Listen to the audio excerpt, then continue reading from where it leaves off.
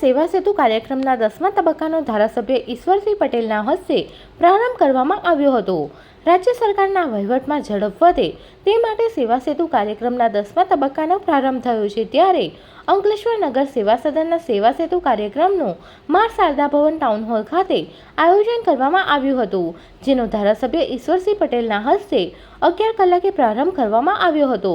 સેવા સેતુ કાર્યક્રમ હેઠળ પ્રજાજનોને સીધો લાભ મળતા તેઓને સ્થળ પર જ આવકના દાખલા, રેશન કાર્ડ, આધાર કાર્ડ, મા વાત્સલ્ય કાર્ડ, મા અમૃતમ કાર્ડની અરજીઓનો સ્વીકાર, સિનિયર સિટીઝન પ્રમાણપત્ર, દિવ્યાંગ પ્રમાણપત્ર, વિધવા સહાય, વૃદ્ધ નિરાધાર સહાય લાભાર્થીઓને ચેકનું વિતરણ કરવામાં આવ્યું હતું।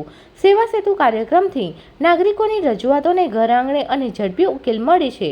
સેવા સેતુ કાર્યક્રમની સાથોસાથ આગેવાનો દ્વારા વૃક્ષારોપણ પણ કરવામાં આવ્યું હતું। આ કાર્યક્રમમાં નગરપાલિકાના પ્રમુખ લલિતા રાજપુરોહિત, કારોબારી અધ્યક્ષ નિલેશ પટેલ, પ્રાંત અધિકારી ભવદીપસિંહ જાડેજા, વોર્ડના સભ્યો સહિત મોટી સંખ્યામાં નગરજનો તેમજ લાભાર્થીઓ ઉપસ્થિત રહ્યા હતા। આ 10મા તબક્કાના સેવા સેતુનો કાર્યક્રમ એ આ 17/9થી શરૂઆત થઈ છે અને 31/10 સુધી આ કાર્યક્રમો ચાલુ રહેવાના છે।